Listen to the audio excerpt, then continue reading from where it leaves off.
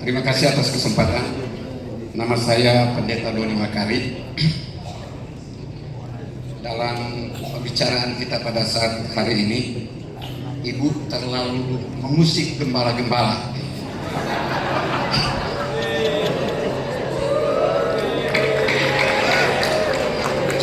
Jujur.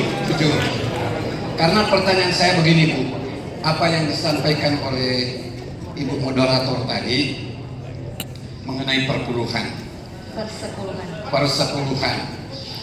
Kedatangan kami di tempat ini, maaf, saya bisa sampaikan saya dari Amurang, dari Minahasa Selatan. Datang di tempat ini perlu duit. Jangankan duit, motor saja kalau tidak ada bensin tidak sampai di tempat ini. Pertanyaan saya, Bu, di hari-hari ini karena Ibu mengusik kami gembala-gembala, apakah persepuluhan itu masih relevan di hari-hari ini? Terima kasih. Terima kasih. Ini yang saya bilang tadi, bahwa saya itu kaget dikasih judul oleh panitia, serem banget sih. Ini bisa nampol kemana-mana. Ke saya juga, ya kan? Tapi sebenarnya tadi sudah saya katakan bahwa saya tidak anti persepuluhan. Jadi judulnya persepuluhan, judulnya buah sulung, gak apa-apa. Tapi di sini kan ada bagaimana penerapannya dan kebijaksanaannya, bahwa persepuluhan itu nggak bisa dilaksanakan persis seperti di Taurat. Karena memang yang di gereja-gereja hari ini, persepuluhan itu tidak dilaksanakan persis seperti di dalam Taurat. Karena persepuluhan yang persis seperti di dalam Taurat, persepuluhan itu tidak boleh dalam bentuk uang, tapi dalam bentuk hasil bumi. Kenapa kok dalam bentuk hasil bumi? Karena ini memberikan keadilan bagi Lewi yang nggak punya tanah. Dan satu lagi, persepuluhan bukan cuma satu. Persepuluhan dalam betul-betul seperti hukum Taurat itu ada 3 macam. Ada Ma'asyer Rishon, persepuluhan yang pertama itu diberikan kepada Lewi, bapak-bapak ibu. Dan kalau saya bilang ini, mohon tidak tersinggung, karena memang ini yang dituliskan di Alkitab Lewi, bukan imam. Lewi. Apa itu kerjaannya Lewi?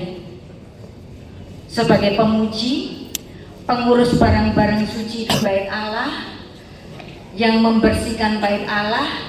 Berarti kalau itu betul-betul dilaksanakan persepuluhan persis seperti hari ini, seperti yang di dalam Taurat. Siapa itu Lewi hari ini? Siapa Lewi hari ini? Song leader, singer, cleaning service.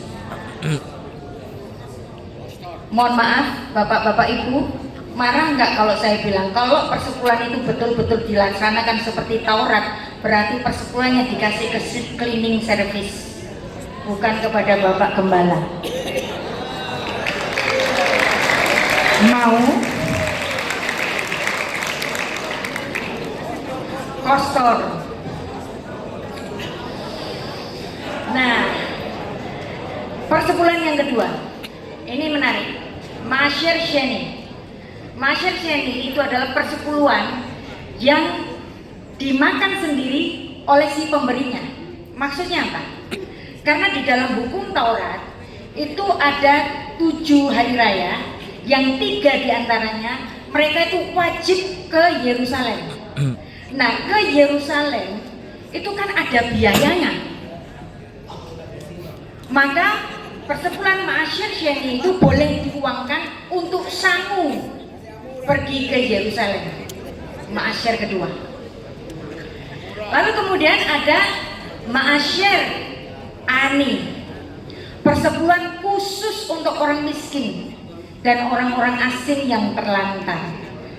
Apakah gereja hari ini melakukan 3 macam ma'asyir ini kalau betul-betul sesuai Taurat, ya kan? Kan enggak.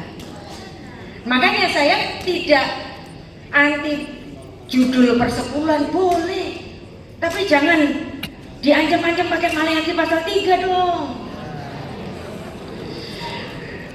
Buat sulung boleh, tapi jangan pakai diancam-ancam dengan memberikan seluruh gajinya, nggak begitu. Kan kasihan dia nggak makan.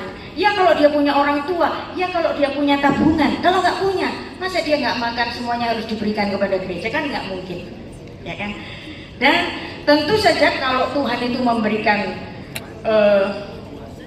aturan, pastilah tidak akan mencederai umatnya sendiri.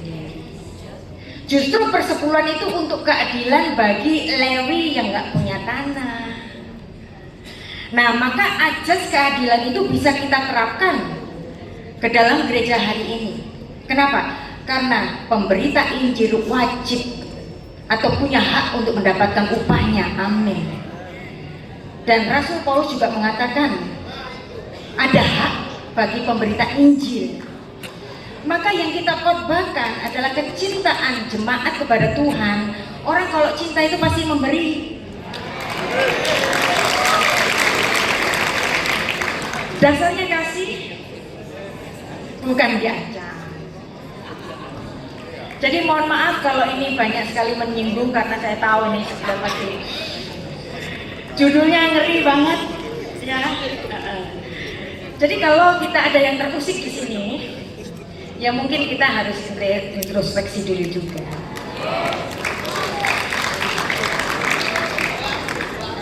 Nah, lalu bagaimana? Gembala dapat dari mana? Nah, kalau betul-betul persis seperti Torah, hukum Torah, bahwa persepuluhan itu diberikan kepada Lewi yang adalah pemuji, song leader, singer, cleaning service, itu yang terima. Dan kemudian Lewi ini memberikan persepuluhannya kepada imam. Berarti imam mendapatkan 0,1%. Kalau sesuai seperti Torah, ya. Mau nggak seperti Torah? Nah, kalau seperti Torah, teman saya nih yang orang Yahudi mengatakan kami orang Yahudi sendiri tidak melakukan hukum persepuluhan karena jawabannya simpel, ketiadaan bait Allah. Just that. Makanya kemudian mereka mengganti persepuluhan itu dengan satu hukum rabbinik namanya sedekah. Sedekah. Boleh nggak kita katakan bahwa sedekah ini ya sama? Persembahan kita kan dengan kasih, dengan kerelaan. Mohon maaf untuk ketidaknyamanannya. Baik, tadi yang dijelaskan oleh Ibu Rita, narasumber kita, itu mengena ke gembala-gembala. Bagaimana Ibu kalau mengenanya ke jemaat? Karena di sini ada pelayan. Ya, oke. Untuk persepuluhannya itu. Oke. Jadi asas dalam perjanjian baru kasih dan kasih dan kasih dan kasih. Engkau tahu, engkau digembalakan di gereja itu. Engkau tahu di situ ada biaya. Jika engkau kasih, engkau akan mendukung pelayanan itu. Amin.